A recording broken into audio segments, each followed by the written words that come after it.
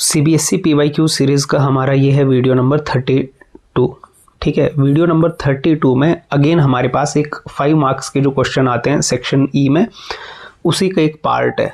ठीक है, अब उस 5 नंबर के जो क्वेश्चंस आते हैं, 3 क्वेश्चन आते हैं हमारे पास, उसमें क्योंकि कुछ गिने चुने यूनिट से ही क्वेश्चन आता है, या तो आपका आता है इलेक्ट्रोस्टैटिक्स से जनरली 5 नंबर का जो सवाल होगा, या आपका आता है ऑप्टिक्स से। ठीक है, ऑप्टिक्स से 5 नंबर के सेक्शन में सवाल आता है, या आपका सवाल आता है एसी से, है ना, एसी और ट्रांसफार्मर जो भी EMI and AC combined unit है, उस यूनिट से आता है ईएमआई एंड एसी। ठीक है, ऐसा नहीं है बाकी यूनिट से नहीं आता है, बाकी यूनिट से भी आ सकता है, लेकिन मैक्सिमम जो प्रोबेबिलिटी होती है वो इन यूनिट्स की, ये बड़े यूनिट्स हैं तो इनसे 5 नंबर वाले सेक्शन में क्वेश्चन ज़्यादा आने के चांसेस होते हैं। तो इलेक्ट्रोस्टैटिक्स के इसीलिए हम इतने सारे क्वेश्चन कर रहे हैं, काफ़ी हमने कर भी लिए हैं और अभी भी ख़त्म नहीं हो रहे हैं। 31 हमारे पास क्या है, सवाल 2024 में आया हुआ है, सेट 1 के ऑप्शनल पार्ट का सेकंड है। फर्स्ट अगेन कोई डेरिवेशन वगैरह रहा होगा तो उसको हम डिस्कस नहीं करेंगे। क्वेश्चन क्या है हमारे पास, 2 long straight wires 1 and 2 are kept as shown in figure. The linear charge density of the 2 wires are λ1 is equal to 10 microcoulomb per meter and λ2 is equal to -20 microcoulomb per meter. Find the net force experienced by an electron held at point P. तो हमें diagram दी हुई है। ठीक है, diagram दी हुई है, ये point P पे क्या रखा है, पॉइंट P पे कोई इलेक्ट्रॉन रखा हुआ है। ठीक है, इस पॉइंट P पे क्या रखा है, हमारे पास एक इलेक्ट्रॉन है। इस इलेक्ट्रॉन पे जो नेट फोर्स लगेगी किसकी वजह से, एक वायर 1 है, एक वायर 2 है। वायर 1 जो है, देखिए वायर 1 हमारी पॉजिटिव उसकी चार्ज डेंसिटी है, तो हम ऐसा एज्यूम कर सकते हैं कि वायर 1 पे पॉजिटिव चार्ज यूनिफॉर्मली डिस्ट्रीब्यूटेड है। ठीक है, और वायर 2 की नेगेटिव चार्ज डेंसिटी है, तो माने वायर 2 पे नेगेटिव चार्ज यूनिफॉर्मली डिस्ट्रीब्यूटेड है, ऐसा कुछ हम एज्यूम कर सकते हैं। ठीक है, अब इलेक्ट्रॉन क्या है, इलेक्ट्रॉन एक नेगेटिव चार्ज पार्टिकल है। नेगेटिव चार्ज पार्टिकल है तो 1 की वजह से वो क्या होगा, 1 की वजह से तो वो अट्रैक्ट होगा। नेगेटिव पॉजिटिव में अट्रैक्शन होती है, तो वायर 1 क्या करेगा, इलेक्ट्रॉन को अट्रैक्ट करेगा। तो वायर 1 की वजह से देखो यहाँ पर मैं क्या करता हूँ, यहाँ पे मार्क करता हूँ, वायर 1 की वजह से इलेक्ट्रॉन पे ऊपर की तरफ फोर्स लगेगी, तो ये लगेगी फोर्स ड्यू टू 1 ऊपर की तरफ। ठीक है, वायर 2 की वजह से, वायर 2 पे कैसी चार्ज है, नेगेटिव चार्ज डिस्ट्रीब्यूशन है, तो नेगेटिव नेगेटिव में रिपल्शन होती है। अगेन वायर 2 की वजह से भी इस पे क्या लगेगा, ऊपर की तरफ ही फोर्स लगेगा। अब देखो फोर्स आपका सेम डायरेक्शन में लग रहा है, वायर 1 भी ऊपर को लगा रहा है, वायर 2 भी ऊपर को लगा रहा है, तो जो नेट फोर्स आपका होगा, आपको ये समझ आना चाहिए कि जो नेट फोर्स लगेगा इलेक्ट्रॉन पे जो नेट फोर्स लगेगा वो क्या होगा, वेक्टर सम ऑफ 1 and 2। ठीक है, ये हमें निकालना है बेसिकली। अब इतनी कहानी हमें क्लियर हो गई यहां से। फिर हमें पता है कि इलेक्ट्रिक फील्ड, देखो यहां पर एक इलेक्ट्रिक फील्ड एग्जिस्ट करेगी, आपके पास ऊपर पॉजिटिव जो है पॉजिटिव चार्ज डिस्ट्रीब्यूशन है, नीचे नेगेटिव चार्ज डिस्ट्रीब्यूशन है, तो हमारे पास यहां पे नेगेटिव फील्ड होगी नीचे की तरफ को, इलेक्ट्रिक फील्ड होगी यहाँ पे, सॉरी हमारे पास यहाँ पे इलेक्ट्रिक फील्ड होगी, कहाँ की तरफ होगी, नीचे की तरफ होगी। ठीक है, पॉजिटिव से मतलब इस साइड को इलेक्ट्रिक फील्ड होगी, ये इलेक्ट्रिक फील्ड का डायरेक्शन होगा, क्योंकि इलेक्ट्रिक फील्ड कहाँ से होती है, पॉजिटिव चार्ज से नेगेटिव चार्ज की तरफ। तो इलेक्ट्रिक फील्ड में रखा हुआ है इलेक्ट्रॉन, और इलेक्ट्रॉन पे जब भी फील्ड में इलेक्ट्रॉन रखते हैं या फील्ड में कोई भी चार्ज पार्टिकल रखते हैं तो फोर्स क्या होती है, तो फोर्स हमारे पास होती है Q × E। जब भी कोई चार्ज पार्टिकल फील्ड में होता है तो फोर्स उस पर कितनी होती है, Q × E। ठीक है, पॉजिटिव चार्ज कहाँ फोर्स एक्सपीरियंस करता है, फील्ड की तरफ। नेगेटिव चार्ज कहाँ फोर्स एक्सपीरियंस करता है, फील्ड के अगेंस्ट। और यहाँ पे दिख भी रहा है इलेक्ट्रॉन पे जो नेट फोर्स लग रहा है वो ऊपर की तरफ लग रहा है, माने फील्ड के उल्टा लग रहा है। फील्ड नीचे है तो फोर्स जो नेट इलेक्ट्रॉन पे लगेगा वो कहाँ लगेगा, ऊपर लगेगा। दोनों फोर्सेज ऊपर लग रहे हैं तो नेट फोर्स ऊपर ही लगना है इलेक्ट्रॉन पे। ठीक है, तो नेट फोर्स लग रहा है कहाँ की तरफ, अपवर्ड डायरेक्शन में लग रहा है। अपवर्ड बोल लो या बोल लो टुवर्ड्स वायर 1, टुवर्ड्स वायर 1। ठीक है, आराम से हम इसको समझते हैं। तो अब हम क्या करते हैं, ये जो नेट फोर्स है, इस नेट फोर्स को थोड़ा सा हम क्या करते हैं, लिखने की, एलेबोरेट करके इसको लिखने की कोशिश करते हैं। तो ये आ जाएगा Q इंटू ई, Q into E1 plus Q into E2, और Q तो कॉमन है, तो ये आएगा E1 प्लस E2। और क्योंकि Q तो आपको पता है यहाँ पे इलेक्ट्रॉन है, अब देखो यहाँ पर वैल्यूज लिखते हैं, यहाँ पर देखो आपके पास Q का मतलब है E, ठीक है। E1, देखो इलेक्ट्रिक फील्ड जो होती है आपको याद होगा, यहाँ पे फिर से मैं साइड में लिख देता हूँ, किसी लीनियर चार्ज की वजह से इलेक्ट्रिक फील्ड, अभी लास्ट 1-2 वीडियो में ही हमने क्वेश्चन किया है लीनियर चार्ज से रिलेटेड। लीनियर चार्ज की वजह से r डिस्टेंस पे जो इलेक्ट्रिक फील्ड होती है वो क्या होती है, lambda divided by 2 pi epsilon not into r। ये बड़ा इंपॉर्टेंट फॉर्मूला है हमारा, है ना। लीनियर चार्ज की वजह से, एक लाइन चार्ज की वजह से जो इलेक्ट्रिक फील्ड होती है वो ये होती है। तो अब यहाँ पर हम क्या करते हैं, E1 के लिए लिख देते हैं lambda 1 divided by 2 pi epsilon not into R1, और ऊपर की तरफ लग रही है, ठीक है। हमारे पास जो फोर्स है, फोर्स तो ऊपर की तरफ है, लेकिन फील्ड कहाँ की तरफ है, फील्ड होगी यहाँ पर, जो फील्ड की डायरेक्शन नीचे की तरफ है, तो लिखेंगे माइनस जे कैप। भाई फील्ड तो नीचे की तरफ है ना, फील्ड कहाँ की तरफ है, नीचे की तरफ है, ठीक है। इसी तरह से E2 लिखता हूँ, अगर E2 वेक्टर लिखता हूँ तो ये कितना आ गया, E2 वेक्टर आएगा आपका lambda 2 divided by 2 pi epsilon not R2, और ये भी नीचे की तरफ है तो माइनस जे कैप।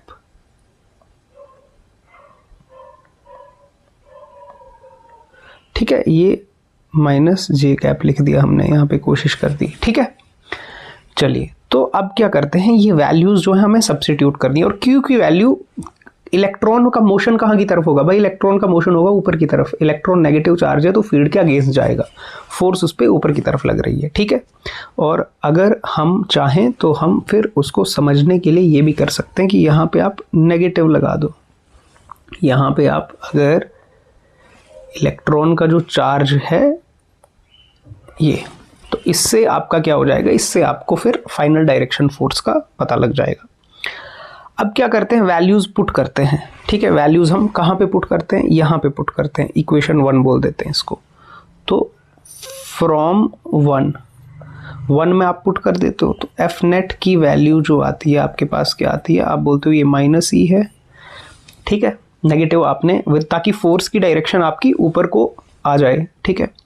फिर यहाँ पर आपने पुट कर दिया lambda 1 divided by 2 pi epsilon not R1 into minus J cap, plus lambda 2 divided by 2 pi epsilon not R2 into minus J cap, ठीक है। अब माइनस आप कॉमन लेके बाहर निकालोगे वो तो पॉजिटिव हो जाएगा, तो जब आप जो कॉमन है आप बाहर निकाल लो, माइनस कॉमन आ गया बाहर, प्लस हो जाएगा, ठीक है। तो उसको लिखने की भी ज़रूरत हमें है नहीं, हम सीधा लिखते हैं E, और E के डिवाइड में क्या आएगा, 2 कॉमन आ गया, पाई कॉमन आ गया, एप्सिलॉन नॉट कॉमन आ गया, और ब्रैकेट में क्या बच गया आपका, lambda 1 over R1 J cap plus lambda 2 over R2 J cap, minus भी बाहर आके प्लस हो गया, ठीक है। अब क्या करोगे, आप वैल्यूज़ पुट कर दोगे। अच्छा, सब कुछ आपको दिया हुआ है, आप क्या करोगे, वैल्यूज़ यहाँ पर पुट कर दोगे। E की वैल्यू कितनी होती है, 1.6 इंटू 10 की power minus 9। 2 pi epsilon not की वैल्यू तो हम ऐसे पुट नहीं करते हैं, हम क्या करेंगे, 2 से मल्टीप्लाई करेंगे और 2 से डिवाइड कर देंगे। हमने क्या किया, फिर से एक स्टेप बैक ही लिख लेते हैं ताकि हमें समझ आ जाए। हम क्या करते हैं, 2 से मल्टीप्लाई कर देते हैं, 2 से डिवाइड, तो ऊपर कर दिया 2 से मल्टीप्लाई 2 इंटू ई, और नीचे भी 2 से मल्टीप्लाई कर दिया, तो बन गया 4 पाई एप्सिलॉन नॉट, ठीक है। और ये लिख दिया lambda 1 over R1 plus lambda 2 over R2, और इधर जे कैप बाहर लिख दिया। अब वैल्यूज़ पुट करना आसान है, अब सीधे वैल्यूज़ पुट करते हैं। 2 इलेक्ट्रॉन का चार्ज लिख दिया, डिवाइड में 4 पाई एप्सिलॉन नॉट, माने 1/4 पाई एप्सिलॉन नॉट। अब 1/4 पाई एप्सिलॉन नॉट की डायरेक्ट वैल्यू होती है भाई आपको, हम अब ये तो हम पहले ही चैप्टर से पढ़ते हैं कि अगर 1/4 पाई एप्सिलॉन नॉट हो तो इसकी एक डायरेक्ट वैल्यू होती है, वो सीधे हमने डायरेक्ट वैल्यू रख दी 9 × 10⁹ ठीक है। और फिर ब्रैकेट में λ1 की वैल्यू, λ1 की वैल्यू आपको दे के रखिए 10 माइक्रोकूलम पर मीटर। तो 10 माइक्रो, माइक्रो माने 10⁻⁻6, स्टैंडर्ड यूनिट में कन्वर्ट कर दिया। R1 माने फर्स्ट वायर से डिस्टेंस, देखो फर्स्ट वायर से जो डिस्टेंस है वो दे के रखिए 10, ठीक है। तो फर्स्ट वायर से ये जो डिस्टेंस है ये तो दे के रखिए 10 सेंटीमीटर, तो इसको लिख दिया डिवाइड में 10, डिवाइड में हमने लिख दिया इसको 10 सेंटीमीटर है तो 10⁻⁻2 मीटर में कन्वर्ट कर लिया, प्लस इसकी वैल्यू देके रखिए -20 है ना, -20 माइक्रोकूलम पर मीटर। पर आपको सिर्फ 20 लिखना है, डायरेक्शन हमने ऑलरेडी पुट कर दिए हैं, ठीक है। डायरेक्शंस के लिए हमने सारी ऊपर क्लैरिटी कर ली है, तो अब हमें सिर्फ वैल्यूज ही पुट करनी है। डायरेक्शन के लिए ये जे कैप अब लग चुका है, हमें पता है नेट फोर्स ऊपर की तरफ है। तो अब हम क्या करेंगे, यहाँ पे वैल्यू पुट कर देंगे सिर्फ 20 × ये ध्यान रखना होता है कॉमन सेंस से कि कहाँ पर आपको वैल्यू विद साइन रखनी है, कहाँ पर वैल्यू विदाउट साइन रखनी है, ठीक है। इसीलिए डायग्राम जब पहले बनाएंगे तो डायग्राम से ये क्लैरिटी बहुत हमें आ जाती है। और R2 माने दूसरी वायर से डिस्टेंस। अब देखो दूसरी वायर से जो इलेक्ट्रॉन का डिस्टेंस है वो ये है, तो टोटल डिस्टेंस है 30। अगर ऊपर वाले वायर से 10 है तो नीचे वाले वायर से कितना होगा 20 सेंटीमीटर, तो इसको हमने यहाँ पे रख दिया 20 सेंटीमीटर। अब वैल्यू सब्स्टिट्यूट करने तक ही सारी हमारी क्या थी, वो हमारी सारी मेहनत थी वैल्यू सब्स्टिट्यूट करने तक। आगे तो अब कैलकुलेशन है, और कैलकुलेशन आपको इजी है करना। देखो 10 से 10 कैंसिल है, 20 से 20 कैंसिल है, और जब यहाँ पर आप करोगे तो 2 × 1.6 × 9 × 10⁻19 - 10, और यहाँ 2 पावर कम हो जाएगी 10⁻⁻4, वहाँ भी 2 पावर कम हो जाएगी 10⁻⁻4। तो ये कितना आ गया 2 × 1.6 × 9 × 10⁻⁻4 भी कॉमन आ गया, तो 10⁻10 × 10⁻⁻4 × 1 + 1। तो इस सबको मल्टीप्लाई करो, ये भी 2 बन गया, 2 × 2 × 1.6 × 9 × 10⁻⁻14। इस सारे को अगर मैं मल्टीप्लाई करूं, 2 × 2 = 4 है ना, 2 × 2 = 4, 4 × 9 = 36, तो ये आ गया आपका 36 × 1.6, ठीक है, इंटू 10⁻14। इसको आप मल्टीप्लाई करते हो तो ये आपका आता है 57.6, ठीक है। आप मल्टीप्लाई करके देख सकते हैं इसको आप इजीली। इतने न्यूटन का फोर्स आ रहा है, और फोर्स कहाँ की तरफ है, जे कैप माने ऊपर की तरफ लग रहा है। इलेक्ट्रॉन पे फोर्स फील्ड के अगेंस्ट लगता है, फील्ड के ऊपर की तरफ, ठीक है, न्यूटन जे कैप। तो इसको स्टैंडर्ड फॉर्म में लिखना है तो डेसिमल पीछे हटा लेते हैं, 5.76 × 10⁻13 स्टैंडर्ड फॉर्म में, फिर एक हमारा 0 कम 13 जे कैप न्यूटन, ठीक है। ये हमारी आ गई नेट फोर्स की वैल्यू। तो एक इम्पॉर्टेंट क्वेश्चन है, ठीक है, इस तरह के क्वेश्चन आते रहते हैं एग्जाम में। चलिए तो फिर मिलेंगे नेक्स्ट वीडियो में 33 में।